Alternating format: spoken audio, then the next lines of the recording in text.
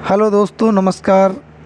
मैं देवेंद्र पटेल, अपना भारत से। दोस्तों, आज हम एक ऐसे मुद्दे पर बात करना चाह रहे हैं जिसका देश से बहुत बड़ा संबंध है। आजकल हमारे देश में सीमा हैदर पाकिस्तानी महिला और नोएडा के रब्बूपुर के सचिन की चर्चा खूब ज़ोरों पर है। पूरा देश इस विषय पर जानने के लिए उत्सुक है और बहुत विचार कर रहा है, लेकिन कुछ लोग उसको भारतीय बहू बता रहे हैं, भारत की बहू पाकिस्तान से आई है।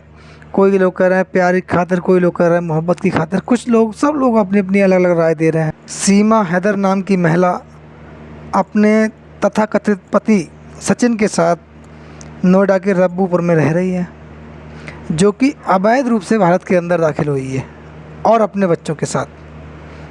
दोस्तों, मैं एक बात कहना चाहता हूँ कि ये जो महिला हमारे देश के अंदर आई है, ठीक है, जिस कारण से आई है, जैसे भी आई है, वो अलग विषय बनता है, लेकिन हमारे देश का एक संविधान है, अंतर्राष्ट्रीय कानून है। अंतर्राष्ट्रीय कानून के तहत किसी भी देश में जाने के लिए वीज़ा की आवश्यकता होती है। वीज़ा, बिजनेस वीज़ा, रेसिडेंसी बीमा, अलग अलग तरह के वीज़ा हैं, उसके तहत आप आइए।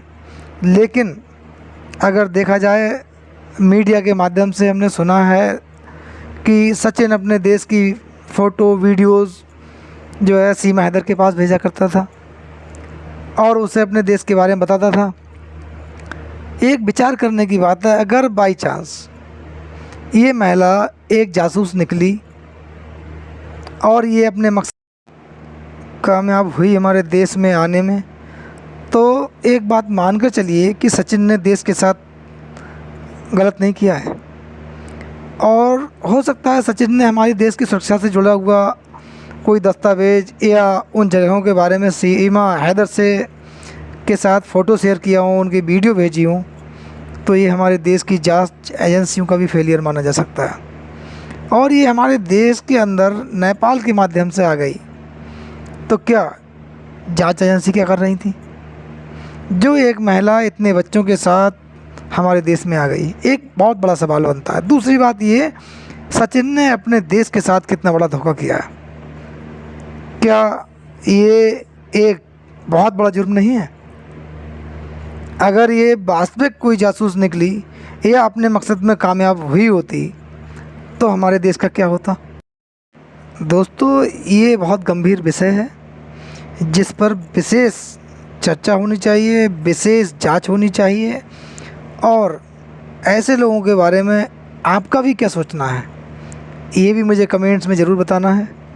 तीसरी चीज़ एक और है, हमारे देश की सुरक्षा के लिए देश के वीर जवानों ने समय समय पर बहुत बहुत बड़ी कुर्बानियाँ दी हैं। जांच एजेंसियों के बड़े बड़े अधिकारियों ने अपने परिवार से दूर रहकर देश की सुरक्षा के लिए बड़े बड़े काम किए हैं। आज एक व्यक्ति ने गोपनीय तरीके से नेपाल में जाकर एक पाकिस्तानी महिला को देश में ले आया और अपने घर पर रख रहा था। सोचने की बात है, आपका क्या उत्तरदायित्व नहीं है कि आप अपने देश के नियम कानून और अंतर्राष्ट्रीय नियम कानूनों का पालन करें और देश की सुरक्षा के साथ खिलवाड़ ना होने दें? ये आपकी जिम्मेदारी नहीं है क्या?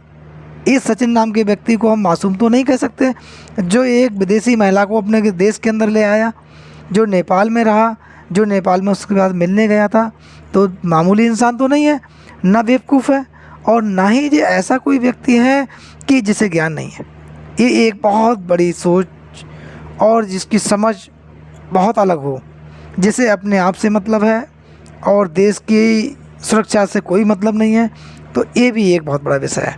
इसलिए मेरा देश की विशेष एजेंसियां हैं, जो जांच एजेंसियां हैं, देश का प्रतिनिधित्व करने वाले राजनेताओं से, अधिकारियों से मेरा निवेदन है, इस विषय के ऊपर खूब जांच की जाए और गहनता के साथ जांच होने के उपरांत जो सत्यता हो उस पर काम किया जाए और कानून के अकॉर्डिंग काम हो। क्योंकि अगर इसमें कोई भावनात्मक कदम उठाया गया, भावनाओं में आकर हम लोगों ने कोई कदम उठाया, हम सब लोगों की जिम्मेदारी बनती है, तो कल को ये एक मिसाल बन जाएगा और एक ट्रेंड बन जाएगा। हो सकता है आने वाले समय में देश विरोधी गतिविधियों में लिप्त लोग इसी प्रकार का कोई प्लान तैयार करें और देश के अंदर लोग आते रहें जाते रहें, तो ये सोचने लायक बात है।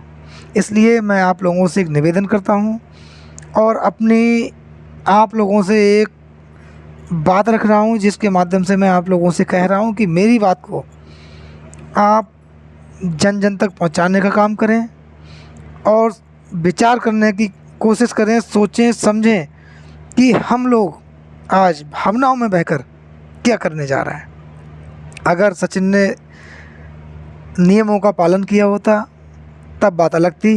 जय हिंद, जय भारत।